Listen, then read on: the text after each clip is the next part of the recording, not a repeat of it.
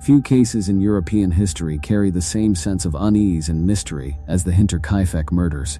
More than a century later, the story still grips investigators, historians, and true crime enthusiasts alike, not just because of the brutal nature of the crime, but because of the eerie and unexplained events surrounding it. The crime occurred in southern Germany, at a remote farmstead known as Hinterkaifeck, situated between the small villages of Kaifeck and Weidhofen in Bavaria. At the time, this was a quiet rural region where families lived simple, isolated lives, far removed from the rapidly changing cities of early 20th century Europe. The farm was home to the Gruber family, whose lives would soon become part of one of the most unsettling unsolved mysteries in history. In March 1922, tragedy struck. 6 people were murdered: the farmer Andreas Gruber, his wife Celia, their widowed daughter Victoria Gabriel, Victoria's 2 children, young Celia and Joseph, and the family's new maid, Maria Baumgartner. All were killed using a mattock, a farming tool found on the property, and their bodies were later discovered in the barn. What makes this case especially disturbing is not only the violence itself, but the strange and unsettling events that reportedly occurred in the days leading up to the murders. Months before the killings, the Gruber family began noticing unusual signs around the farm. Footprints were found in the snow, leading toward the house, but not leaving it. Strange noises were heard in the attic, as if someone was moving around above them at night. Tools disappeared and reappeared. Locks were found tampered with. Even more disturbing, Andreas Gruber claimed to have found a mysterious set of newspaper clippings inside the house that no one in the family remembered bringing in. These incidents created an atmosphere of paranoia and fear within the household. Some villagers believed the family was being watched or stalked, while others thought Andreas Gruber's increasingly isolated behavior might have contributed to a growing psychological tension within the home. Still, nothing was reported to authorities, and life on the farm continued under a cloud of unease. One of the most disturbing details is that just days before the murders, a new maid named Maria Baumgartner arrived at the farm. She had barely been working there for a few hours before she was killed. It is believed she arrived on the very day the murders occurred, unaware of any danger that awaited her. On March 31, 1922, all 6 victims were murdered in what appears to have been a single, coordinated attack. Evidence suggests that the killer or killers lured each victim into the barn separately. Andreas Gruber, his wife, and his daughter Victoria were all killed first. Later, Victoria's children were killed, likely after they were drawn into the barn by the cries or movement of the earlier victims. Finally, Maria Baumgartner was killed inside the house, or shortly after entering it. What makes the case even more unsettling is what happened after the murders.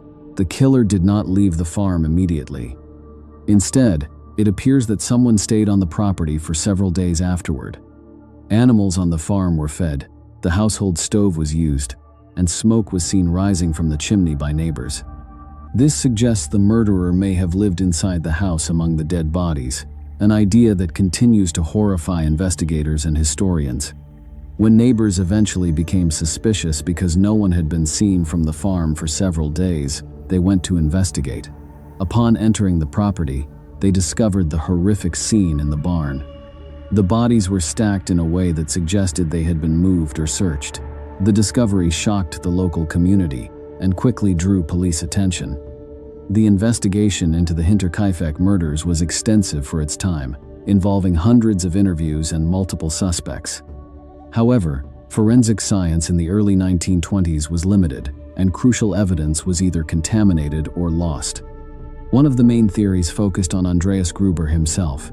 Some investigators believed that he may have had conflicts with local workers or villagers, or that there were tensions within his own family. Others suggested robbery, although nothing significant appeared to have been stolen from the farm, weakening this theory. Another line of inquiry involved a possible incestuous relationship within the Gruber household.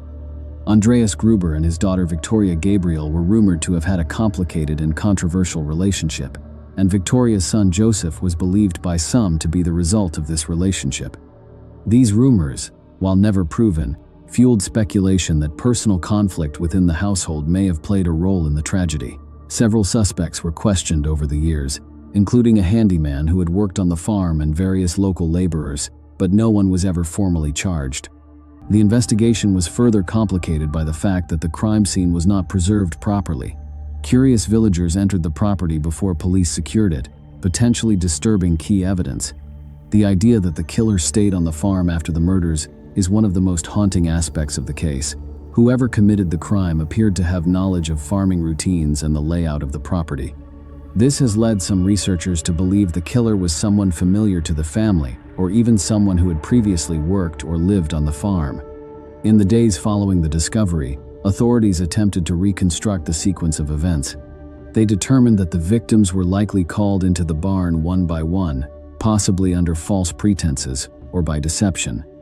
The presence of multiple victims in a confined space suggests a methodical and controlled attack rather than a chaotic struggle. Despite these efforts, the investigation eventually stalled.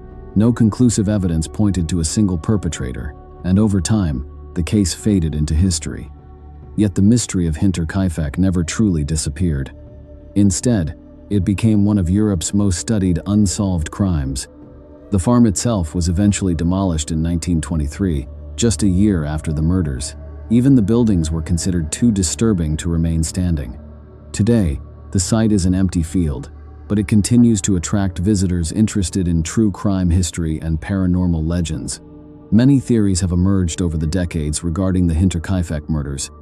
Some suggest that a vagrant or drifter may have been secretly living on the property before the killings, which could explain the strange footprints in the snow and the unexplained noises heard in the attic.